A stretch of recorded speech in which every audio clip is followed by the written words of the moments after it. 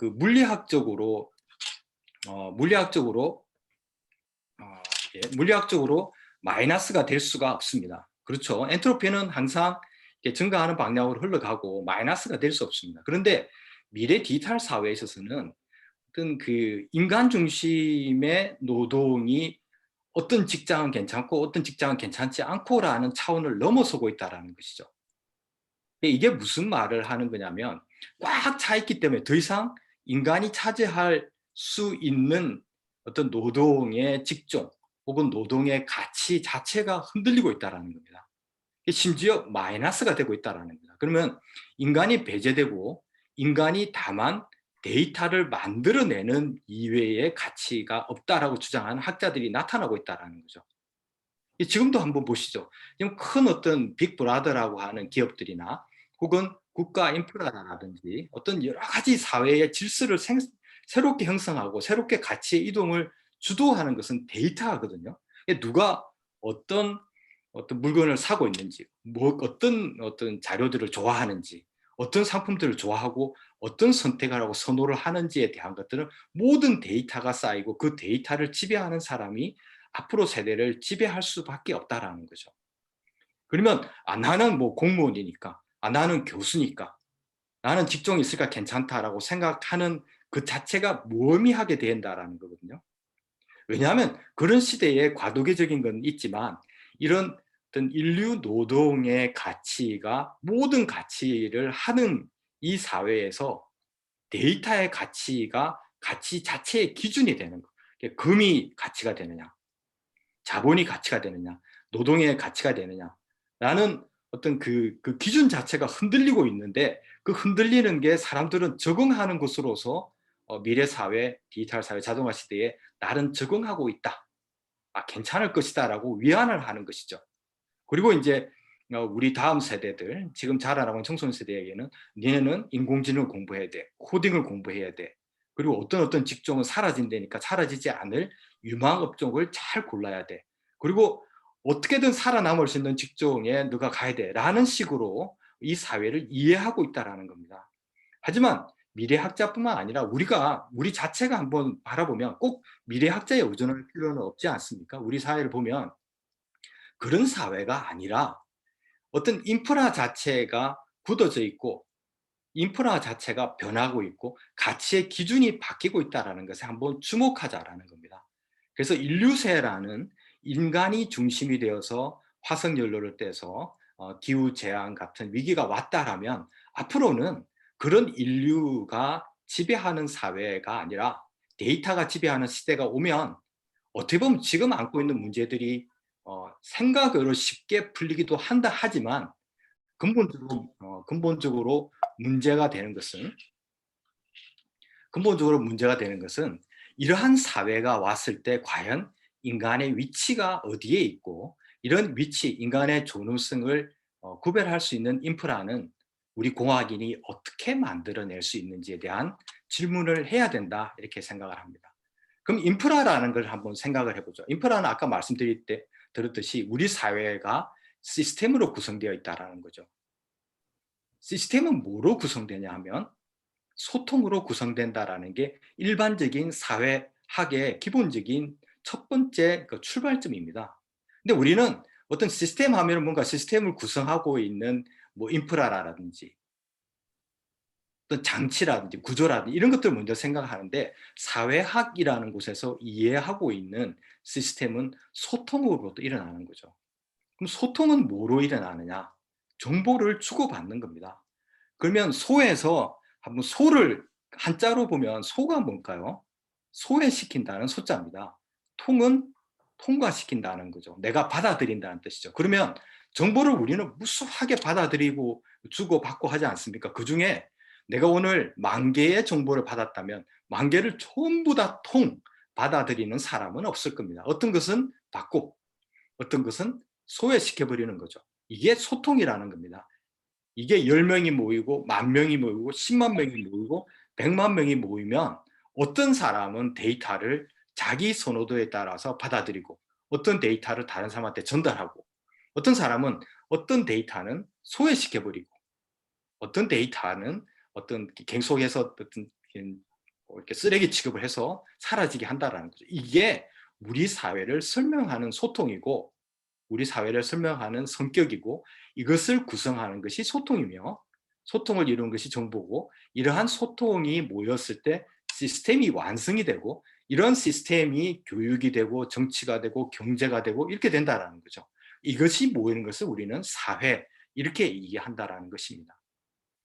그러면 정보는 누가 만드나요? 사람이 물론 만들지만 사람은 자기만의 힘으로 이 정보들을 만들어낼 수 없기 때문에 어떤 인프라가 반드시 필요한 것입니다. 그럼 우리는 이제 그러면 인프라는 뭐 제가 알고 있듯이 이제 여기 계신 선생님들 알고 있듯이 항만, 철도, 도로 이런 것도 다 인프라죠.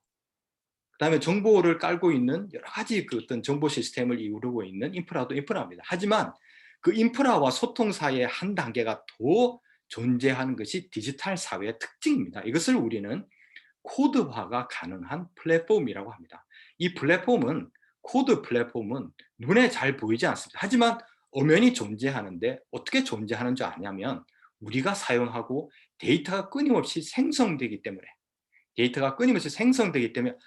어딘가에 있구나. 도로 위에 도로 플랫폼이 있고요. 철도 위에 철도 플랫폼이 있고 IT 시스템, IT 정보통신 인프라 위에 정보통신 플랫폼이 있는 겁니다. 이 플랫폼에서 우리는 정보를 주고받을 수 있는 거죠. 그러면 이것을 지배하는 곳이 다음 세대의 질서를 만들어낸다. 이렇게 이해할 수 있는 겁니다. 그렇다면 이렇게 한번 생각해 보시죠. 만약에 뭐 이것은 절대 불가능하겠지만 어떤 사람이 이 세상의 모든 시스템을 다 이해하고 있다라고 하면 그 사람은 이 세상에서 일어나고 있는 모든 것들이 시스템입니다. 이 사람은 환경이 전혀 없는 거죠. 왜냐하면 전부 다 알고 있기 때문에. 이런 사람은 불가능하죠. 아무리 뛰어난 노벨상을 받은 경제학자라고 하더라도 경제 시스템과 경제에 돌아가는 자본의 논리를 모두 꿰차고 자기의 컴퓨터 속에서 다 계산해낼 수 있는 사람은 없습니다. 자기가 할 수 있는 시스템 속에서 정보를 이해하고 있을 뿐이죠. 자기가 이해하는 건. 그 외의 것을 우리는 환경 이렇게 표시합니다. 그러면 어떤 사람은 반대로 극단적으로 편협된 사람이 있다고 하면 이 사람은 누군가가 시키는 대로 하고 어떤 사람이 좋다고 그러면 어떤 물건 사고 어떤 게 좋다고 그러면 그 어떤 정보들을 취하고 이런 사람은 시스템 속에서 자기의 정보를 선택하는 것이 아닙니다. 시스템은 반드시 선택해야 되는 거죠. 선택은 소통이라고 말씀드리지 않았습니까? 소와 통을 시키는 것이죠. 그다음에 어떤 사람은 그냥 흐르는 대로 흘러가고 시키는 대로 하고 법대로 하고 규범대로 하고 도덕에 맞게 하고 윤리에 맞게 하는 이런 사람은 세상의 모든 것이 환경이 되는 겁니다. 여기 계신 선생님들은 몇 퍼센트의 시스템 속에서 살아가고 있고 몇 퍼센트의 환경 속에서 살아가고 있는지 좀 궁금합니다. 저도 저한테 물어보거든요. 그래서 토목환경공학과란 이름은 어울리지 않는다라고 생각하는 분들이 많아요. 저도 뭐 처음에 그렇게 생각한 적도 있었지만은 시스템을 구성하는 토목공학과 이 토목공학 외부에서 시스템 외부에서 영향을 미치는 환경은 하나의 짝을 이룰 수밖에 없다라는 겁니다. 그러면 나는 모든 것을 시스템적으로 이해하고 있다. 모든 것은 연결되어 있다. 슈퍼 커넥티드 이렇게 개념을 이해할 수 있지 않습니까? 이런 사람들은 시스템 속에서 살아가는 사람이죠. 그러니까 우리는 이것을 자연 이렇게 하고 복잡성을 가진 자연계 이렇게 설명하기도 합니다. 하지만 환경은 내가 어떻게 해볼 수 있는 것이 아닙니다. 내가 선택할 수 있는 것이 아니죠.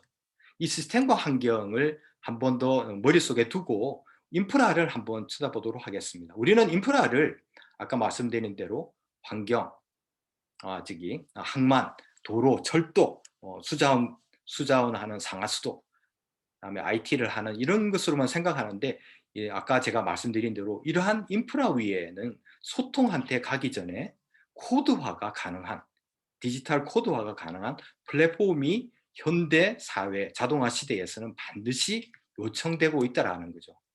그래서 옛날에는 만약에 어떤 시스템 자체가 무너지면 모든 인간의 생활이 무너지지만 지금은 고정화된 큰 옛날 고전적인 의미에서의 인프라가 존재한다고 그래도 그 위에 존재하는 코드화가 가능한 플랫폼, 즉 소프트웨어죠. 보이지 않는 인프라. 이것을 우리는 코드화 그 플랫폼이라고 하는데, 이것이 우리 사회를 어느 정도는 지배하고 있고 우리의 생각과 사고와 행동을 지배하고 있다는 겁니다.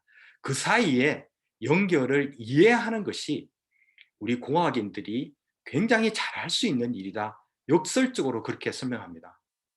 왜냐하면 우리가 그 인문학 위주다, 아니면은 정보 사회가 다가왔기 때문에 정보의 코딩을 잘하고 IT 기술이 뛰어난 사람이 앞으로 모든 어떤 정보를 지배할 것이다, 혹은 기업이 할 것이다, 아니면 강력한 정부가 해야 된다, 어떤 룰을 만들어서 법을 만들고 윤리를 만들고 새로운 도덕을 만들어서 해야 된다, 이렇게 생각하지만, 저는 뭐 그 부분을 부정하는 것이 아니라 아까 말씀드린 대로 고정화된 플랫폼 위에서 코드화가 가능한 플랫폼을 설계할 수 있는 개념과 이해와 지식을 가지고 있는 사람은 공학인이라는 겁니다. 근데 공학인은 그것을 이해하기 쉽지 않은 면도 있습니다. 그래서 융합이 필요하고, 과학에 대한 근본적인 이해로 다시 돌아가서 우리가 생각하고 있는 필로소피, 지식을 사랑하는 철학적인 어떤 생각, 다음에 예술적인 감성적인 능력이 함께 어우러져야지 제야만 새로운 플랫폼의 설계가 가능하다, 이렇게 제가 얘기를 드릴 수가 있겠습니다. 그러면 이것이 과연 어떻게 해야 되느냐? 이제 그러면 이제 이것을 누군가가 어떤 만들어 놓고, 지금 사회에서 구글 같은 것이나 아니면 애플이나 아마존 혹은 삼성 이런 데 보시면, 이게 다 만들어져 있는데 우리는 그것을 잘 사용하고 쓰면 되지 않느냐라는 거죠. 그게 틀린 말은 아닌 것 같아요. 그리고 인공지능을 이해해서 내가 어떻게 인공지능을 잘 활용해서 나의 가치를 발휘할 거냐. 그리고 이제 우리 다음 세대도 인공지능, 그다음에 머신러닝, 코딩, 새로운 가치들, 이런 것들을 잘 적응하고 잘 이용해서 잘 적응하면 다음 세대의 새로운 가치를 만들어낼 거다, 이렇게 생각하는 것이 일반적이라는 거죠. 하지만 저는 좀 다른 제안을 하고 싶습니다. 그렇게 하면 인간의 가치가 도대체 어디에 있느냐라는 근본적인 질문이 흔들리게 된다는 것입니다. 여기에 대해서 근본적인 질문에 답을 하기 위해서 우리는 인간 존재에 대한 걱정을 한번 다시 해보면 어떨까라는 거죠. 데이터가 중요하지 않다라는 얘기는 아닙니다. 아까 말씀드렸듯이 한 인류학자는 데이터 is new oil이라고 했습니다. 데이터를 잘 만들어낼 수 있고, 데이터를 잘 이해하고, 데이터를 잘 활용해서 플랫폼 속에서 차곡차곡 잘 쌓아서 가치를 창출해내고 기업을 잘 돌리고 새로운 아이디어를 만들면 그러면 우리 사회가 더 좋아지지 않느냐, 부정하지 않습니다. 하지만 그 데이터가 아무리 좋은 데이터를 가지고 만들어낸다 하더라도 그 데이터를 지배하는 자는 따로 있다고 생각할 수 있지 않습니까? 아까 말씀드린 빅브라더라든지 아니면 큰 정부요.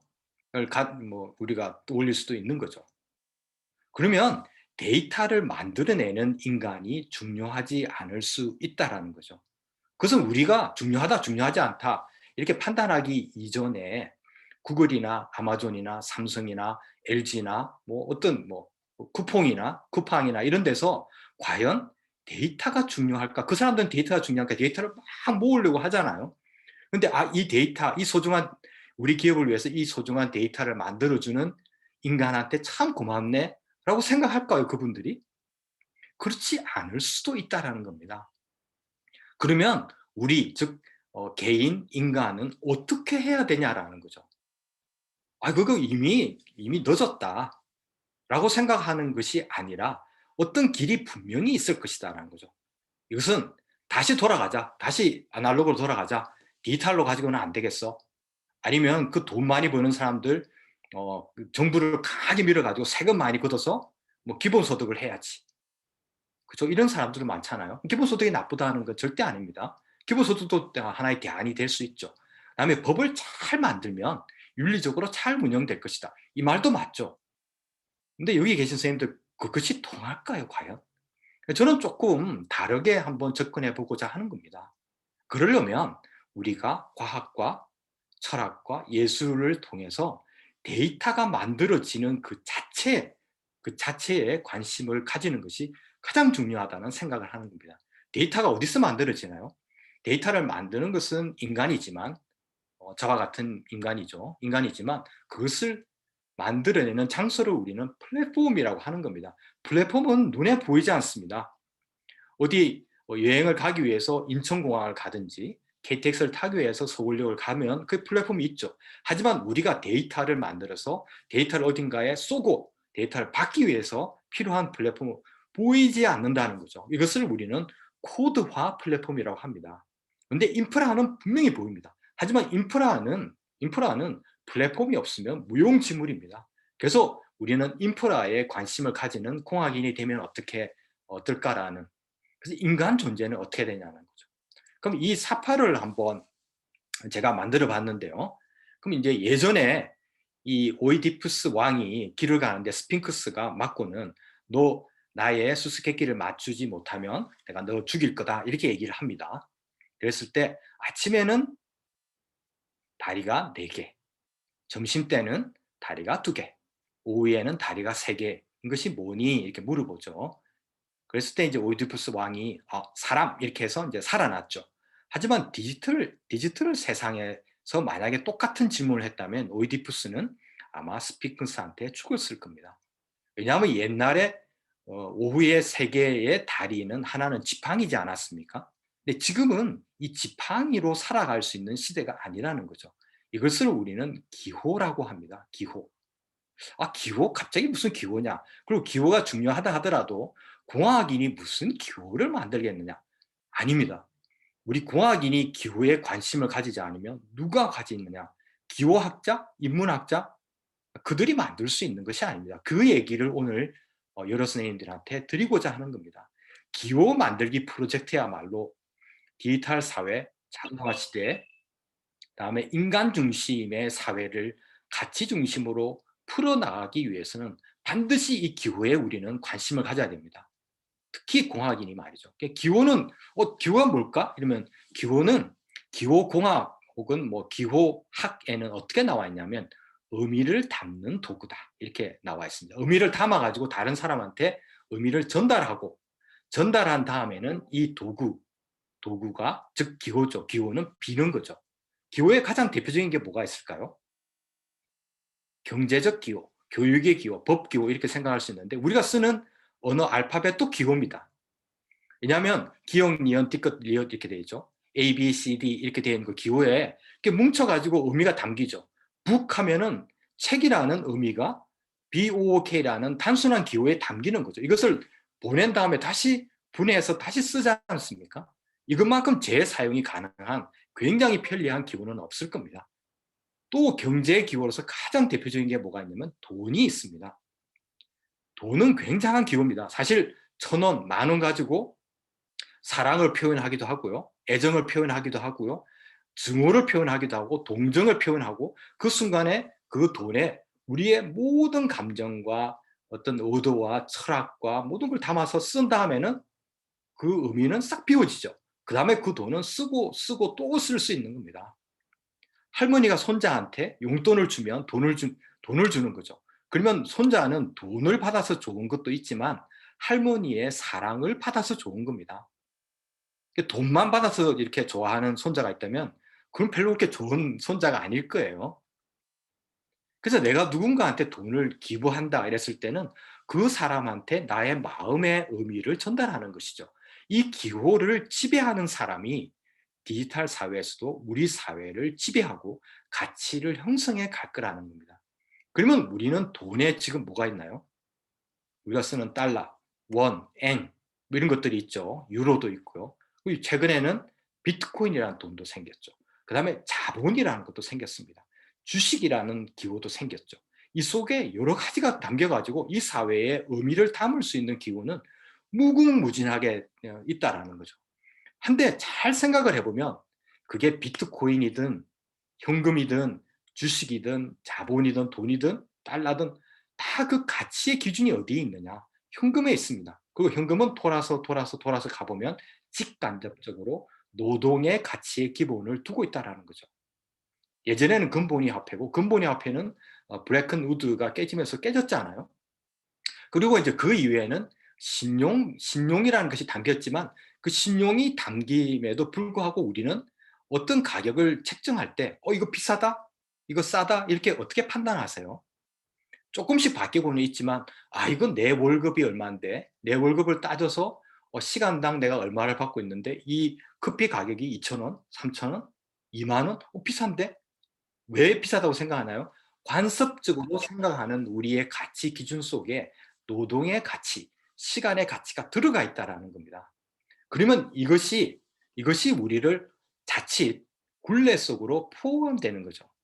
비트코인이라는 것도 우리 사회를 개혁하고 자본 중심의 사회에 있어서 뭔가 다른 돌파구를 위해서 만들어졌지만 그 가치가 현금으로 쉽게 바뀌기 때문에 그것이 이렇게 쉽게 우리 사회 변혁이나 혁명적으로 바뀌기 쉽지 않다라는 거죠. 그래서 이제 제가 좀 돌고 돌아서 말씀드린 것 같이 똥보니 화폐라는 것을 한번 생각해 보았습니다. 똥보니 화폐는 뭐냐? 우리가 화장실에서 출발을 하고 싶은데요. 가치 기준을 인간으로 돌리기 위한 시도입니다. 이게 무슨 어떤 그 화장실 변기 프로젝트라든 이런 것들이 아니고요. 바이오 에너지 프로젝트가 아니고 만약에 이런 변기가 하나 있다고 생각해 보세요. 똥 오줌이 분리되어 있죠. 이건 수세식 화장실이 아닙니다. 그다음에 똥은 이것을 받아가지고 이미 많이 만들어져 있는 기술 속에서 이것을 바이오 에너지 메탄으로 만들어서 메탄을 가지고 전기도 만들고 보일러도 돌리고 이렇게 하는 거죠. 그래서 하수 처리장으로 보내지 않고 아파트 단위로, 마을 단위로, 그다음에 연립주택 단위로 모아가지고 200가구, 1000가구 이렇게 모아서 이런 시설이 만약에 있다면 지금은 그런 세상이 없지만 또 이것이 굉장히 장애가 많고 사람들의 저항이 있겠지만 똥은 모아서 바이오에너지를 만들고 오줌은 모아서 액비를 만들고 인을 회수하는 거죠. 그러면 그 가치가 생기잖아요. 한 사람이 눈똥이 만들어내는 가치, 메탄가스가 만들어지고 메탄가스는 한 사람이 하루에 몇 그램 정도의 똥을 넣는다고 생각하세요? 대개 그 200g에서 800g의 똥을 넣는다고 합니다. 그래서 이제 평균 한 500g 정도 치고요. 500g 가지고 만들어지는 메탄가스가 저희가 몇 년간 실험을 해보니까 50리터 정도 나옵니다. 50리터요. 50리터의 메탄이 만들어내는 전기의 양이 0.5kWh입니다. 만약에 뭐 그런 일은 절대 없겠지만 우리나라 전 국민이 만약에 전체적으로 만들고 하수처리장을 보내지 않고 수세식을 쓰지 않고 물을 많이 쓰지 않고 이 변기에서는 딱 1리터 정도의 물을 쓰고 1리터도 그 미생물이 에너지를 만드는데 사용되지 바깥으로 내버려지는 건 아니거든요. 이렇게 하면 물값도 아껴지고 에너지도 만들어지고 이렇게 되니까 전기도 만들어지고요. 전기를 만들고 남은 그 똥은 또 퇴비가 만들어져서 친환경 퇴비로 또 가축 분뇨에 나오는 퇴비와 함께 쓰는 거죠. 이렇게 되면 전 국민이 이런 일을 만약에 한다고 생각하면 제가 단순 계산을 해봤어요. 해봤더니 전 국민의 똥을 다 모으면 360만 톤 정도가 모입니다. 이것을 다 에너지로 만들면 우리나라 전체 전기 발전량의 약 4% 정도가 나옵니다. 물론 그게 큰 그 가치는 아니다라고 생각할 수 있지만 또 적지 않은 양이기도 하죠. 그다음에 오줌은 뭐 여기 계신 선생님들이 잘 아시겠지만 그 오줌에는 인이라는 게 있고요. 인은 한정된 자원이고 지금 채굴량으로 봤을 때 60년에서 한 100년 정도면 다 고갈된다고 합니다. 근데 우리가 하루에 누는 오줌을 다 모으면 타이레놀 한 알 정도의 인이 모입니다. 이것을 전 세계 국민 사람들이 다 오줌을 그렇게 해서 만든다면 이것도 가설이죠. 이렇게 되면 1년에 채굴하는 인의 11%를 우리 오줌으로부터 회수할 수 있다는 겁니다. 그래서 이제 이거는 뭐 제가 쓴 책인데요. 이게 이제 어떤 그 병기가 이렇게 해서 만들어지는 세상은 달라질 수 있다라는 거죠. 그러면 가치 기준이 다 바뀌는 거죠. 제가 똥분이 화폐라고 말씀드리지 않았습니까? 그러면 하루에 한 사람이 누는 똥을 수세식으로 내려버리지 않고 똥오줌을 한 다음에 메탄가스를 모으고 퇴비를 만들고 인을 회수하고 전기 발전을 했다. 이렇게 한번 가정을 해보시죠. 이것이 어느 정도의 가치가 있는 것을 여기 계신 선생님들이 머릿속에 한번 그리고 이것을 똥보니 화폐로 한 사람한테 지불합니다. 이것을 10꿀, 똥보니 화폐의 단위를 꿀이라고 하고요. 10꿀을 준다라고 한번 가정을 해보시죠. 그럼 10꿀은 얼마냐? 도대체 얼마에, 몇 원에 해당되느냐, 몇 달러에 해당되느냐, 이렇게 생각하지 마시고 10꿀의 가치를 머릿속에 두신 다음에 이 가치와 대비해서 커피 한 잔은 몇 꿀일까? 이렇게 여쭤보면 어떤 사람은 커피 한 잔은 한 7꿀 될 것 같아. 이런 사람도 있고요. 어떤 사람은 아니야, 한 25꿀 될 것 같아. 한 사람이 눈동의 가치가 10꿀이기 때문에 커피는 15꿀이야. 7꿀이야. 이렇게 가치의 기준 자체를 한번 바꿔보는 겁니다. 이런 화폐가 만약에 있다면 기호 자체, 즉 우리가 소통하고 있고 경제 활동을 하고 있는 기호를 한번 흔들어 볼 수 있다는 거죠. 사회에 혼란을 주자라는 것이 아니고요. 저는요.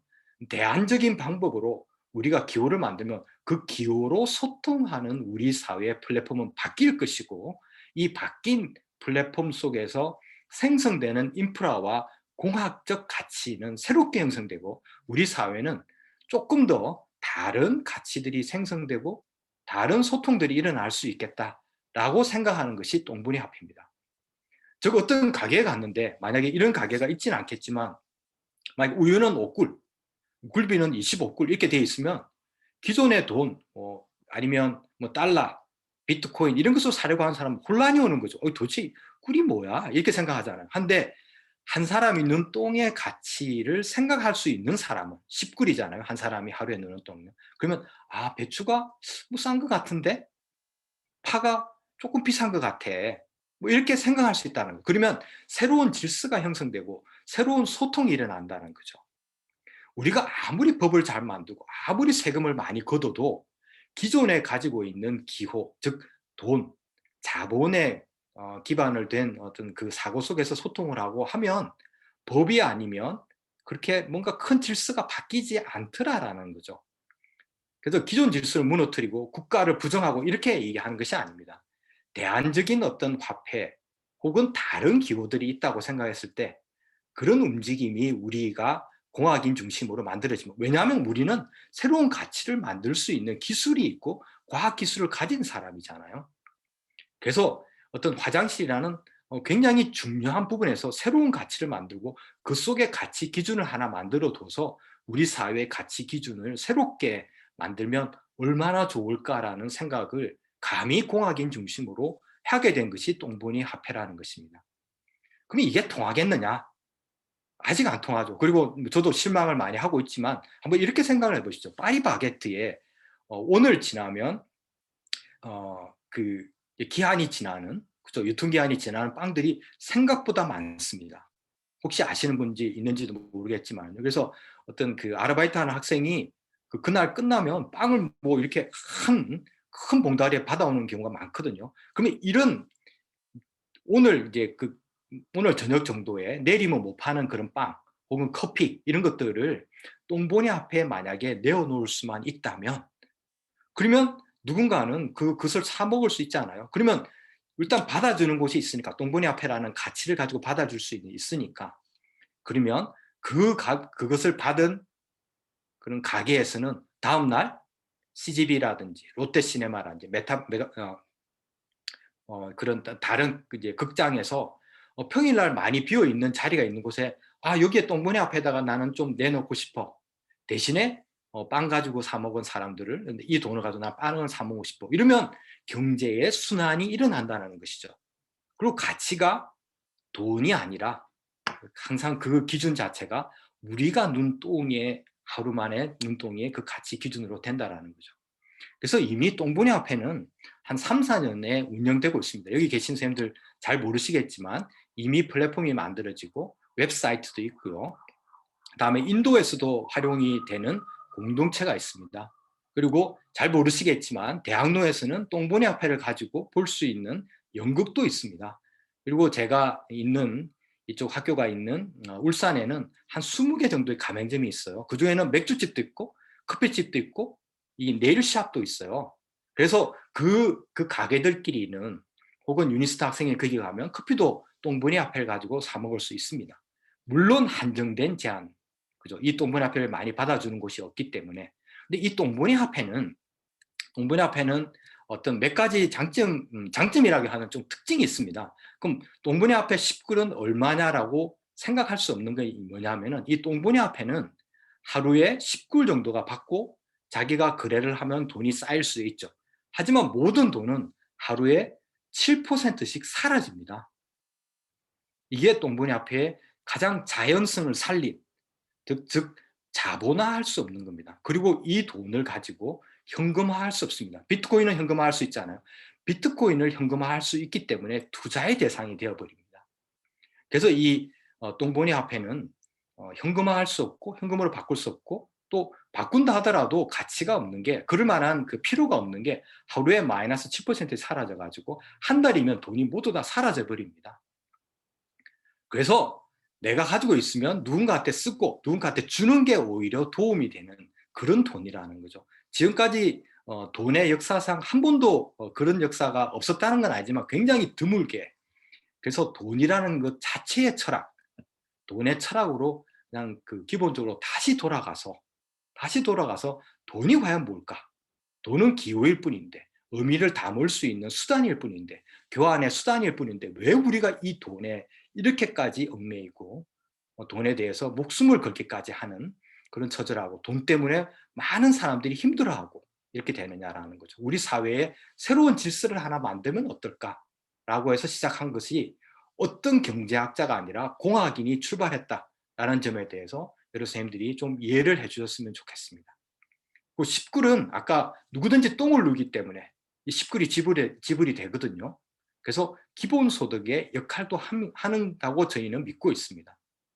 기본소득은 세금에 기반하지만 똥보니 화폐에 기본을 두는 이 기본소득은 십굴을 받으니까요. 그다음에 이거는 세금이 아니라 우리 간의 믿음, 우리 간의 어떤 소통을 하겠다는 기호에 대한 신뢰, 여기서부터 만들어진 기본소득이기 때문에 어떤 그 세금의 장벽, 예산의 장벽을 없다라고 말씀드릴 수 있습니다. 그리고 이것을 식구를 받으면 상굴은 무조건 시스템 속에서, 플랫폼 속에서 다른 동료, 내가 지정한 동료, 부모님이 될 수도 있고 친구가 될 수도 있고 모르는 아프리카에 있는 어린이가 될 수도 있고, 이거 나눕니다.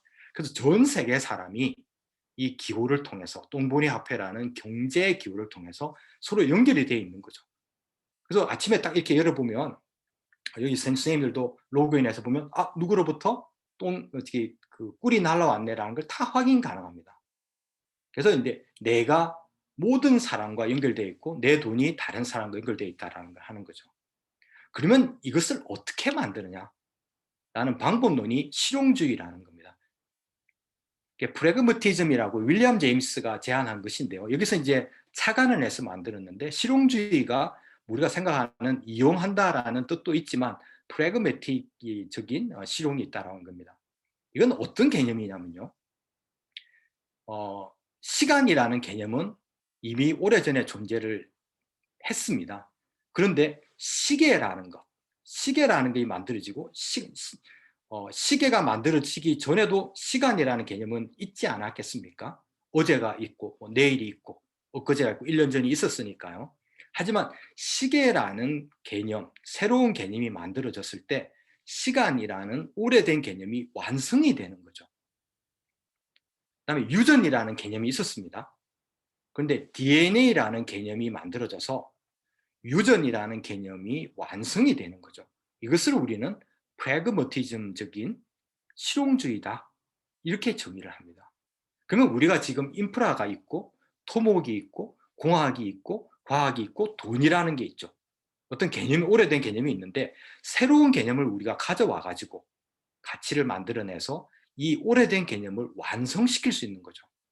이게 사회주의든 자본주의든 어떤 주의든 간에 철학이든 간에 우리가 새로운 공학인으로서 새로운 가치를 가지고 있는 개념을 만들어서 자본을 완성시킬 수 있고 사회를 완성시킬 수 있고 민주주의를 완성시킬 수도 있겠다라는 생각을 가지고 있는 겁니다. 이것을 우리는 실용주의라고 하는 거죠.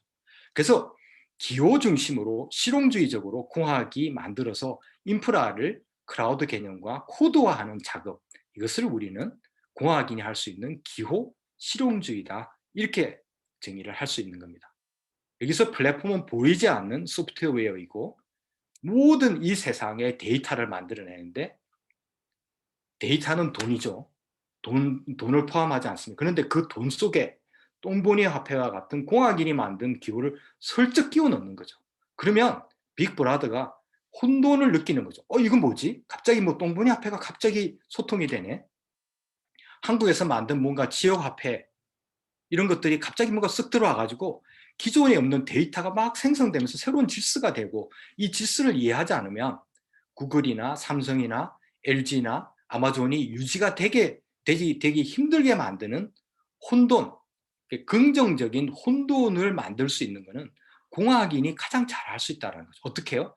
새로운 기호를 만들어서 가치를 담은 공학적 기호인 공학적 가치를 담은 기호를 만들어서 빅데이터에 혼돈이 오게 만드는 거죠. 이것은 긍정적인 혼돈인 거죠. 새로운 질서로 가기 위해서는 혼돈이 오지 않으면 안 되는 것입니다. 그러지 않으면 누군가가 만들어 놓은 질서 속에서 우리는 끊임없이 적응하고 그들이 원하는 데이터를 생산하는 인간으로서만 존재하면 인간의 존엄성은 끊임없이 이렇게 사라지는 네거티브 엔트로피로 사라질 수밖에 없다라는 거죠. 그것을 저항하는 것이 적응하는 것이 저항하는 것이 아니라는 거죠. 그러려면 어떻게 하느냐?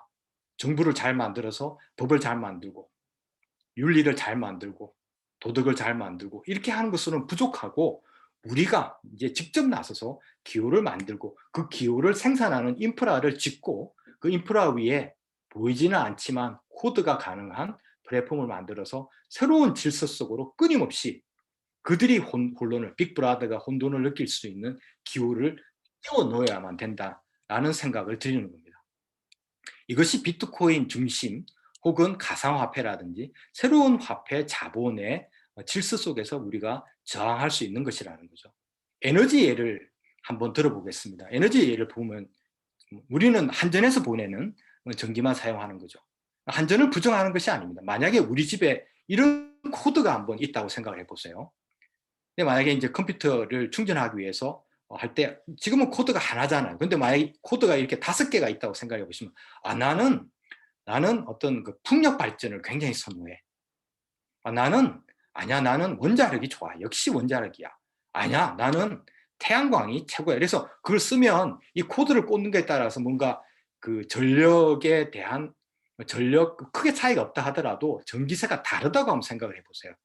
한 달 이게 막 어떤 코드를 딱 원자력만 쭉 쓴 사람, 바이오 에너지만 쓴 사람, 풍력 발전만 쓴 사람이 전기료가 엄청나게 2배, 3배 차이 나는 게 아니라 약간씩 바뀌지만 그래도 차이가 있다고 생각하면 사람들은 쓸 때마다 자기가 선호한 것을 쓰게 되는 거죠.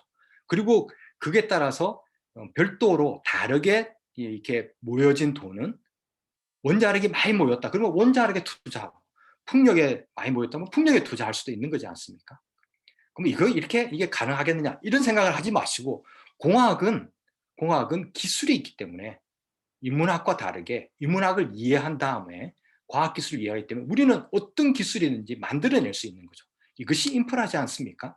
그 인프라 위에 코드가 가능한 이런 코드화가 가능한 즉 디지털 데이터를 생산해낼 수 있는 코드가 가능한 플랫폼을 만드는 것이 공학인입니다. 우리 공학인이 나서지 않으면 이 사회 질서가 맨날 정치하고 정치인을 무시하는 건 아니죠. 정치만으로는 도저히 안 되겠다라는 생각을 하는 겁니다. 그래서 이것이 가능하고 우리가 버스 탈 때도 마찬가지죠. 나는 버스가 지금 1,200원인데 1,300원인데 띠딕하고 할 때 그 돈이 나는 이걸 탈 때 만약에 뭐그 바이오 에너지는 1,300원이다. 아니면 태양광은 1,200원이다. 그런데 나는 바이오가 더 좋아. 나는 조금 더 내더라도 바이오가 우리 사회에 전기로서 좀 정착됐으면 좋겠다. 그러면 그게 이렇게 띠딕하고 누르는 거죠. 그러면 이 정산하는 시스템 속에서 전기 버스라 하더라도 다르게 요금이 책정되고 그 돈은 그 어떤 사업체 혹은 전기 세금 혹은 정책, 그렇죠? 민주주의 정책. 8시 뉴스에 한번 이런 생각을 해보세요. 오늘 우리 5천만이 쓴 전기가 원자력은 몇 프로, 태양광은 몇 프로, 풍력은 몇 프로 이렇게 나올 수 있는 거예요. 실제적으로 한전에서 가는 전기는 풍력도 아니고 뭐 이렇게 구별되지 않잖아요. 하지만 사용한 우리 국민들, 시민들이 사용한 거는 또 이렇게 다르게 코드화 될 수 있다는 거죠. 그 코드화된 것은 플랫폼 속에서 데이터를 만들고 그 데이터가 우리 사회를 지배하는 힘이 될 수 있다는 게 저의 가설인 겁니다. 기호를 만들면 세상은 바뀔 것이다 라는 것이 제가 오늘 여러 선생님들한테 드린 말씀입니다. 그러지 않으면 그들은 우리가 데이터를 끊임없이 만들 것이고 그 데이터를 우리를 조정할 것이다 이렇게 저는 믿고 있습니다. 그래서 이 책에 보시면 다음 세대가 어떤 장벽을 넘을 때 위에 있는 장벽은 이게 체인이잖아요. 체인은 한번 만들면 풀지를 못합니다. 밑에는 뭐죠? 블록을 쌓는 거죠. 이걸 합치면 뭐죠? 블록체인이죠. 사실 블록체인을 굉장히 혁명적인 것으로 알고 있지만 어떤 연결망 중에서는 쉽게 부수지 못하는 블록체인입니다. 블록체인을 제가 부정하는 것은 절대 아닙니다. 하지만 우리 사회는 블록체인과 같은 기존의 관습과 정책과 도덕이라는 흐름, 법이라는 것으로 우리를 옥죄는 것이 있고 우리는 그것을 따르는 것을 정의 이렇게 오해할 수도 있다는 거죠. 그것을 무시하는 것이 아니라 그래서 우리는 우리가 만드는 기호 속에서 새로운 질서들이 만들어지고 그 질서 속에서 새로운 도덕과 법과 이런 것들이 형성될 수 있는 코드 플랫폼이 만들어지고 그 코드 플랫폼에 기반이 되는 인프라를 만드는 것이 디지털 자동화 시대의 공학인의 의무고 책임이다. 이렇게 저는 믿고 있습니다. 예, 고맙습니다.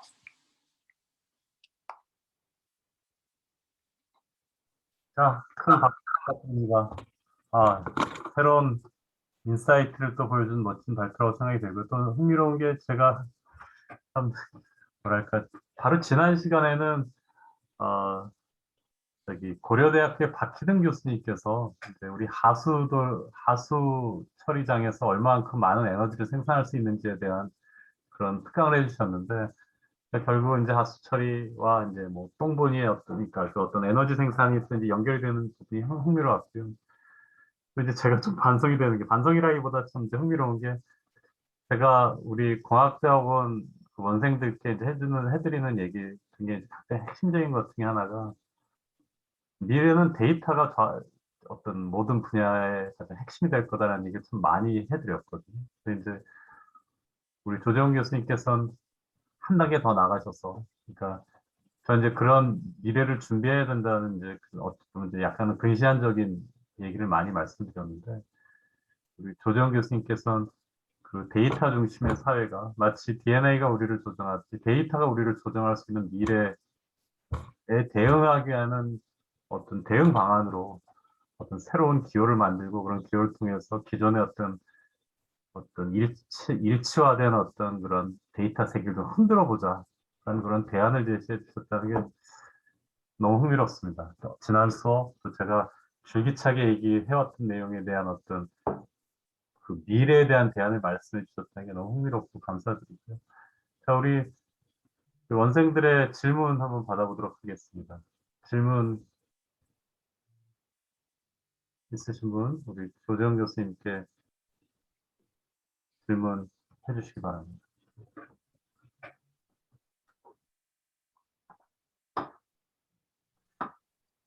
교수님 안녕하십니까? 저 정승영입니다.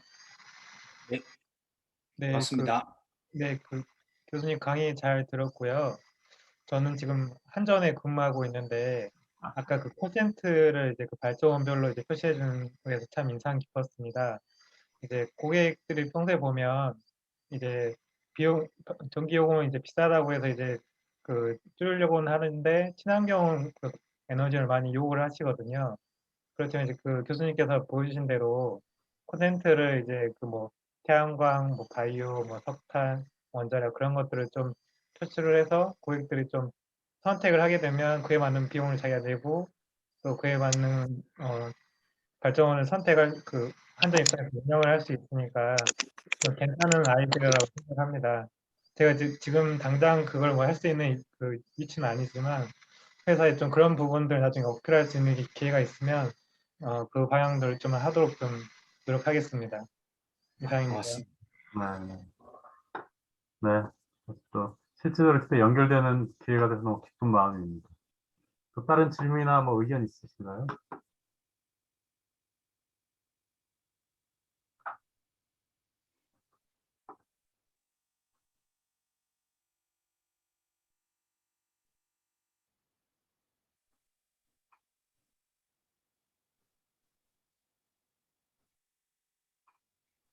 질문 있으시면 제가 오히려 이제 몇 가지 질문을 좀 드려도 될까요? 선생님? 일단 첫 번째 이제 좀 궁금한 게 이제 이 책을 이제 오늘 그 발표를 들으면서 약간 그 사피엔스를 다시 읽는 듯한 인생에 의해서 이제 어떤 우리가 공유하는 어떤 신뢰, 어떤 가치에 의해서 세상을 우리가 인간이 인간다워질 수 있었다는 그런 부분과 맥이 닿는다는 느낌도 들고요. 어떤 화폐에 대한 믿음 자체도 사실은 우리가 공유하는 어떤 인간이 믿는 어떤 그런 체계에 의해서 생겨난 가상의 기호라는 생각도 들게 됐고 그런 측면에서 그런 가치 체계를 한번 좀 흔들어보는 그런 그 멋진 미래에 대해서 얘기해 주는 게 너무 흥미로웠는데 이제 제가 이제 좀 궁금했던 부분은 이제 이 똥보니 화폐 이제 제가 이제 보내주신 자료를 좀 띄워보면 똥보니 화폐 그 서스테이너빌리티가 잘 좀 이해가 잘 안 가가지고요. 그러니까 그 부분을 조금 더 추가로 설명해 주실 수 있는지. 이제 이런 기호 체계가 유지가 되려면 계속 발행을 하고 누군가 그걸 받고 사용을 해야 하고 그럼 이제 사용하는 가운데서 그걸 받은 사람들이 그걸 어떤 방식으로 가치를 계속 이용할 수 있는지. 그러니까 그 가치를 만들어내는 그 체계와 유지되는 체계에 대해서 좀 제가 너무나 이제 과거 기호에 이제 매몰돼 있어서 잘 이해가 안 가는 것 같긴 한데 혹시 이 체계가 어떻게 서스테이너블한지 그러니까 어떻게 발급받고 또 그걸 통해서 어떤 가치를 교환하면서 실제 어떤 실물을 이제 제공을 하게 되잖아요. 이제 그분들은 그 실물을 만들어내기 위해서 현재 그 화폐들을 사용하게 되는 상황이 될 텐데 그 가운데서 이 통번이 화폐 어떻게 서스테너빌리티 직관적으로 이해가 가지 않아서 그 부분 좀 설명해 주실 수 있을까요? 네, 그 부분 그 부분은 많이 고민하고 저도 고민하고 있는 부분인데요. 아까 제가 말씀드렸듯이 이제 시스템에 가입을 하면 매일 10불씩 지불이 됩니다. 이게 이제 기본소득 개념이다 이렇게 말씀을 드렸는데요. 이 똥분이 화폐가 모든 경제 활동을 대체하겠다라는 뜻은 절대 아닙니다. 이게 만약에 내가 10불을 가지고 있는데 내가 만약에 이제 그 커피집을 하고 있다라고 생각을 하면요. 이제 오늘 이 지나면 이 원두가 이제 너무 오래돼가지고 내일부터는 팔 수 없는 원두가 있다라고 하면 오늘 저녁에 이제 가게에다가 오늘 똥보니 화폐로 구입할 수 있는 커피가 한 10잔 정도 됩니다라고 이제 이렇게 내는 겁니다. 이걸 이제 underutilized resources라고 하는 거죠. 네, 그래서 네. 이제 이게 어차피 버려질 것. 음, 이러면 이제 어떤 그 지나가는 이제 그 영화관 주인이 이제 커피를 먹은 다음에 내가 내일이 수요일인데 우리 그 영화관에 자리가 너무 많이 비는데 한 몇 개 정도는 음, 똥문이 앞에 내놓고 입장권을 똥문이 앞에로 팔겠다. 그리고 음, 그걸 가지고 이 집에 와서 커피를 사 먹으면 되겠네. 라고 음, 생각을 하는 거죠. 음, 다음에 그게 뭐 아까 말씀드린 내일 그 손톱을 하는 그런 가게라든지 아니면 뭐 병원이 될 수도 있고 이렇게 뭐 아니면 뭐 그런 어떤 밥을 사 먹을 수 있는 국수집이라 이렇게 서로가 서로한테 신뢰가 쌓여서 음, 형성될 수 있는 질서나 음. 경제 교환 그런 기반이 마련될 수도 있겠다라고 생각을 하는 겁니다. 이제 근데 거기에 만약에 말씀, 그런데 이제 그게 돈으로 환전이 되면 막 모은 다음에 돈으로 바꿔버리니까 여기에 어떤 자연성을 가진 하루에 마이너스 7%이 사라져서 한 달이면 사라져 버립니다. 이게 그 자연의 생명력을 넣은 겁니다. 우리 여성분들이 한 달이면 어떤 이렇게 달거리를 걷지 않습니까? 그거는 새로운 생명이 탄생하는 그 주기와 이 돈의 주기를 맞춘 겁니다. 아, 그렇게 해서 그러니까 이제 거의 핵심은 그거네요. 그러니까 일단 마이너스 7%는 그런 이제 한 달에 주기를 맞추기 위해서 이제 의도적으로 마이너스 예, 7%라고 이해하면 예, 될것 같고 저도 사실 그것도 좀 질문을 드리려고 했었는데 그런 뭔가 철학이 있으실 것 같아가지고 예, 결국은 언더 유틸라이즈된 리소스를 통해서 어떤 새로운 사실 이 똥보니 화폐의 핵심은 언더 유틸라이즈된 리소스가 그 어떤 가치 생성의 가장 기반이 될 수가 있겠네요. 네네. 예, 맞습니다. 그리고 이제 하나만 더 그게 합친다면 히든 리소스가 있습니다. 히든 밸류. 그렇죠. 네, 예, 네. 이게 뭔가 우리가 돈으로는 사기 힘든 가치 같은 것들이 있거든요. 그런데 만약에 지금은 스님한테 커피를 사주면 뭔가 그죠? 김영란법에 많이 걸리는데 이게 어떤 분이 앞에 드릴게요, 교수님. 이렇게 할 수는 있다라는 거죠. 그래서 우리가 지금은 가치롭게 생각하지 못했던 어떤 그 주고받음이 가능해진다라고 생각할 수 있는 거예요. 그러니까 조정 교수님 말씀하신 가장 가슴에 와닿는 게 이제 우리가 믿음이 세상을 바꿀 수 있다는 거. 그게 어찌 보면 인간 중심의 어떤 세상을 바꾸는 사실 혁명인 거죠. 혁명이 사실은 뭐 종교가 됐건 뭐 혁명이 됐건 우리의 믿음이 세상을 바꾸는 건데 거기에 어떤 가치 체계를 흔들어 보겠다는 어떤 새로운 멋진 부분이라는 생각이 들고요. 근데 혹시 이제 우리 두 가지 질문을 이제 드리고 싶은데 첫 번째 질문은 이런 똥보니 화폐에 참여할 수 있는 우리 이제 원생분들이 참여를 하기 위해서 어떤 걸 할 수 있는지 여기 이제 그 웹사이트 통해서만 하면 되는 건지 이제 그게 한 가지가 네, 궁금하고 두 번째는 네, 이제 그게 오히려 그건 마지막에 답변을 주시고요. 이제 그게 어찌 보면 제일 중요한 부분이니까 마지막에 답변을 주시고 그 전에 답변을 주셨으면 좋겠는데 이 어떤 그 똥보니 화폐라는 것을 이제 운영하고 유지하고 이런 어떤 믿음을 확산시키는 데 있어서 가장 큰 걸림돌이 뭐가 될지 하긴 그걸 극복하기 위해서 참여하는 개인들이 할 수 있는 역할이 뭔지에 대해서 그 두 가지에 대해서 좀 질문해서 답변을 해주시면 좋겠습니다. 네. 일단 그 답을 알면 동그라피가 이미 아마 크게 확장되었을 텐데요. 그 답을 아직 제가 찾지 못하고 그 사실 그 영국 출판사에서 똥보니 앞에 책이 출판이 되었습니다. 한 1년 정도예요. 그래서 물론 뭐 잘 팔리지는 않지만 또 그런 어떤 노력을 하고 있고요.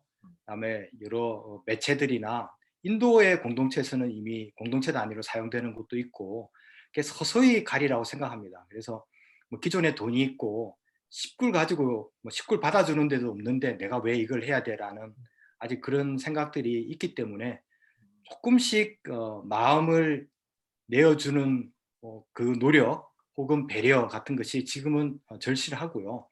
울산 중심으로 이루어지고 있기 때문에 또 울산 중심으로 조금씩 퍼져가는 단계에 이제 코로나가 와서 좀 어려운 시점도 있습니다. 그런 여러 가지가 있지만 이렇게 너무 실망하지 않고 저희가 꾸준하게 노력하려고 하고요. 그다음에 이제 아까 말씀드린 것 같이 fsm.network이라는 데 들어오시면 어떻게 가입만 하시면 이해하실 수 있을 겁니다. 하루에 얼마씩 10불이 계속 들어오고 동료한테 나누고 또 동료들이 또 나한테 나눠주고 하는 것들이 있기 때문에 그렇게 좀 이해를 해주시면 네. 관심을 가져주시면 꼭 뭐 들어오지 않으시더라도 그런 노력들이 있다 이렇게 한번 생각해 보시고 좀 관심을 가져줬으면 고맙겠습니다. 뭐 지금 이제 말씀을 듣다 보니까 뭐 아이디어 하나 떠올라서 좀 공유를 드리고 싶은데 그 키워드를 좀 못 찾고 있는데 예를 들면 지식 같은 게 사실은 이게 이제 무한히 카피가 가능하지 않습니까? 네. 그러니까 그런 부분을 일부를 똥보니 화폐를 통해서 판매를 할 수 있다면, 그러니까 그 지식 같은 것들은 사실 어떤 리소스, 그러니까 예를 들면 우리가 뭐 컵을 하나를 만든다면 이걸 만들기 위해서는 투입되는 리소스, 두 개를 만들려면 두 배의 리소스가 투입이 되는데 지식 같은 어떤 그런 이제 프로덕트는 뭐 100개를 만들어내든 1000개를 만들어내든 사실 투입된 리소스가 증가하는 건 아니지 않습니까? 네. 그런 측면에서 생각해 본다면 그런 무형의 지식들을 똥보니 앞에 태워서 교환할 수 있다면 좀 그런 확산 속도가 빨라지지 않을까. 갑자기 생각이 떠올라서요. 예. 그런 그 생각도 제가 예술 분야에 있어서는 이 똥보니 화폐를 확산해서 예술가분들의 어떤 그 작품 중간중간 작품이라도 이렇게 시도는 제가 좀 하고 있고요. 아까 말씀드린 그 웹사이트에 들어오시면 그런 예술가들이 어떻게 똥보니 화폐를 활용하고 있는지 지금 허 교수님 교수님께서 말씀하신 그런 이제 지식 혹은 아이디어를 또 동문화폐로 나눌 수 있는 이런 것들도 하고 있고요. 또 한 가지는 제가 좀 마지막에 이게 좀 적어두긴 했는데요. 그 교육 기호라는 게 있습니다. 이거 뭐냐면 아까 동문화폐는 하나의 기호의 예일 뿐이거든요. 그래서 저희 그 사이언스 월드넷에서는 교육 기호, 그 교육의 기호는 뭐가 있을까요? 라는 질문을 제가 드리면 교육에는 학위, 학점과 같은 게 기호입니다.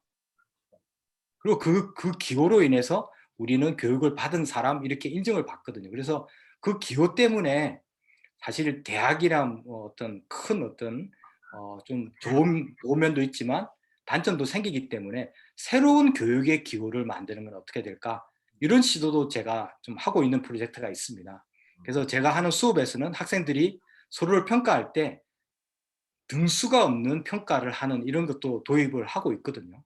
예를 들면 이제 이 사이트 안에서 어떤 내가 네 가지 possible, logical, idea, math라는 이렇게 해서 내가 어느 부분에 더 많이 다른 사람들로부터 평가를 받고 있느냐라는 것은 등수가 매겨줄 수 없지만 여전히 그 사람의 능력을 이렇게 특징이나 능력을 정체성을 알 수 있는 기호가 될 수가 있거든요. 이것을 통해서 교육 안에서 교육이 이루어지고 교육의 소통이 이루어지고 또 나중에 어디 회사 지원할 때 어떤 과목별로 나오는 이런 테이블이나 그래프를 제시를 하면 어떤 그 회사에서는 이 사람 이번에 이 프로젝트에서는 아이디어가 뛰어난 사람이 딱 필요한데 여러 가지 키워드에 따라서 이 사람 아이디어 좋네라고 이 사람 뽑을 수도 있는 이런 교육 기호를 만드는 이런 노력도 하고 있다라고 좀 이해를 해주시길 부탁드립니다. 네, 어떤 새로운 책에 대해서 한번 저기 조정 교수님 책도 전 굉장히 이제 흥미로워서 한번 사서 읽어볼까 생각이 들고 저는 뭐 사피엔스나 그런 데서 나왔던 얘기가 맥이 너무 다 있어가지고 새로운 그런 우리가 믿는 믿음이 세상을 바꾸고 믿는 것이 어떤 우리 그 체계를 만든다는 그런 부분들 굉장히 그 맥이 다 있다는 생각이 들어서 참 또 새로운 인사이트를 우리에게 주시는 어떤 강의가 아니었나 싶습니다. 아마 여러분들 좀 이해가 좀 어려운 부분도 계시다고 생각이 되는데 한번 일단 교수님 책이나 뭐 여러 가지 자료들이 많으니까 관심 있는 분들도 추가로 좀 자료를 찾아보시기 바라고 가능하시면 우리 교수님이 지금 주도하고 계신 FSM이었나요?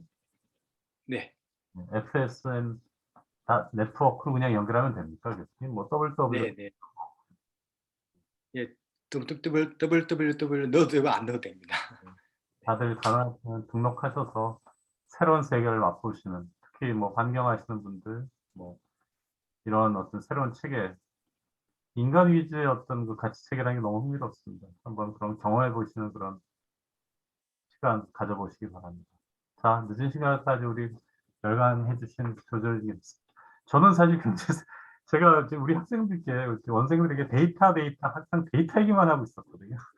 근데 이제 그 데이터가 가져올 폐에 대해서 이제 처음에 말씀하시니까 제 가슴이 먹먹했습니다.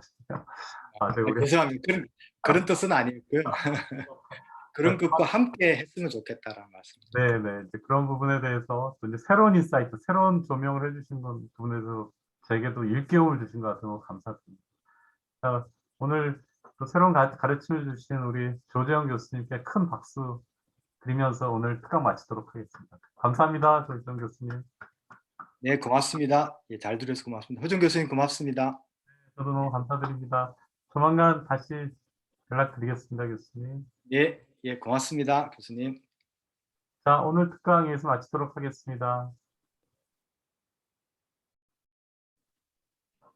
수고했습니다. 네, 수고하셨습니다.